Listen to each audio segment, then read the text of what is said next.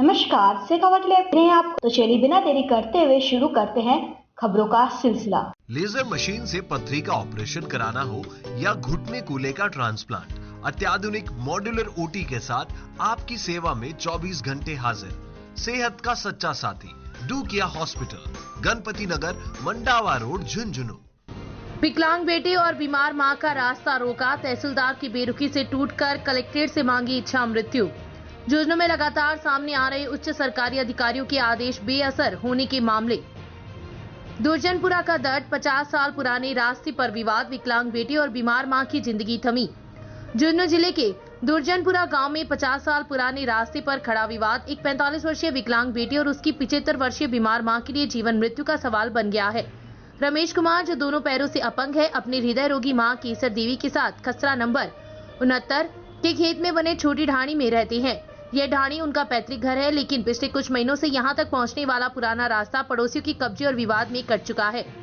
प्रशासन ने 18 जुलाई 2025 को उपखंड अधिकारी झुंझुनू के आदेश क्रमांक 314 से इस रास्ते को कटानशुदा घोषित कर दिया था, लेकिन जमीनी स्तर पर चुनाराम, पूर्णाराम और हनमारा राम के उच्च अधिकारियों ने रास्ता रोक रखा है।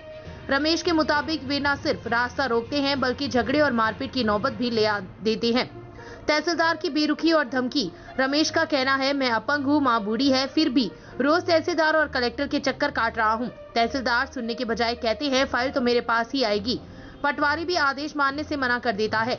राधा चौधरी, जो रमेश के पक्ष में है, बताती है, तहसीलदार ने मुझसे कहा, रोज रोज इस विकलांग को भी लेकर आ जाती हो। सिस्टम से टूटकर रमेश ने जिला कलेक्टर डॉक्टर अरुण गर्ग को इच्छा मृत्यु की एप्लीकेशन दी। अगर हमारा रास्ता नहीं खुल सकता तो हमें जीने की मजबूरी से मुक्त कर दिया जाए, रमेश ने कलेक्टर से कहा। कलेक्टर अरुण गर्ग ने आश्वासन दिया, मैंने तहसीलदार को बोल दिया है, 2 दिन का टाइम दिया है, इनको दोबारा नहीं आना पड़ेगा। रमेश का दिन सुबह 5 बजे शुरू होता है। दोनों पैरों से अपंग होने के बावजूद वह अपनी मां के साथ खेत संभालने की कोशिश करता है। तहसील के चक्कर लगाने के लिए उसे हाथ गाड़ी में 500 मीटर लाया जाता है और फिर टेम्पो में बैठाकर ऑफिस ले जाया जाता है। वह कहता है, सरकार से दिव्यांगों के लिए कानून बनाए, लेकिन जब उन्हें लागू करने की बात आती है तो हमें अपराधी बना देते हैं। 50 साल पुराने रास्ते पर संकट, खसरा नंबर 85, 63 और 67 के खातेदारों ने उपखंड अधिकारी के आदेश के खिलाफ अपील की, लेकिन स्टे नहीं मिला। फिर भी रास्ता नहीं खोला जा रहा।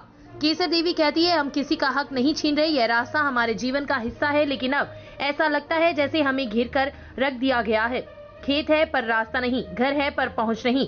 यह घटना सिर्फ दुर्जनपुरा की नहीं, बल्कि उन हजारों ग्रामीण परिवारों की है जो पुराने रास्तों और प्रशासनिक लापरवाही में फंसे हैं। रमेश की इच्छा मृत्यु की गुहार व्यवस्था की संवेदनहीन रवैये का आईना है। Chicago live report, Jhunjhunu. मेरो रास्ता रोक रहा है, एसडीएम मनो रास्ता वादियों से काम होगा, मैक्सिमम तकवादियों अब तहसीलदार ऑनलाइन बन कर है। गाँव दुर्जनपुरा। तो आज कलेक्टर के न्याय की मांग करी है, इच्छा मृत्यु की मांग के लिए। क्या नाम है? रमेश।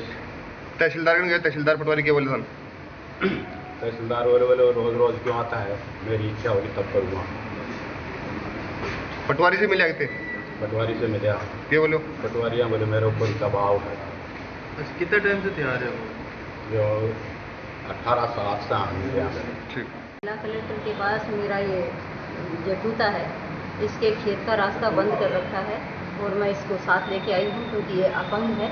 और इस बात की इनसे बार बार तहसीलदार साहब से निवेदन करने के बाद भी उस रास्ते को ऑनलाइन नहीं किया जा रहा है, जबकि एसडीएम साहब ने 18/7/25 को ही आदेश कर दिए थे रास्ता कटान का, लेकिन आज तारीख तक उस रास्ते का कटान तो हुआ है बट उसको ऑनलाइन नहीं कर रहे हैं। इसलिए वो कह रहे हैं कि रास्ता है ही नहीं। तो इससे ये अपंग जो है एक तरह से कैद में है। इसकी माँ है 75 वर्ष की और हार्ट की पेशेंट है वो, और ये दोनों माँ बेटे ही रहते हैं और एक्चुअली इनको बाहर जाने का कोई रास्ता नहीं है। ये लगातार उस खेत में कैदी की तरह से रह रहे हैं सर। मतलब जो रास्ता है घर का वो बंद है? हाँ बिल्कुल, ढाणी का रास्ता जो परमानेंट 50-60 साल से चालू था वो रास्ता बंद है सर। मेरा नाम राधा चौधरी है। कलेक्टर साहब ने क्या कहा, आपको कुछ आश्वासन दिया गया? कलेक्टर साहब ने आश्वस्त किया है कि वो 2 दिन में उधर ऑनलाइन तहसीलदार साहब करवा देंगे। अगर करवा देंगे तो अच्छी बात है साहब, इनको निजात मिल जाएगी समस्या से।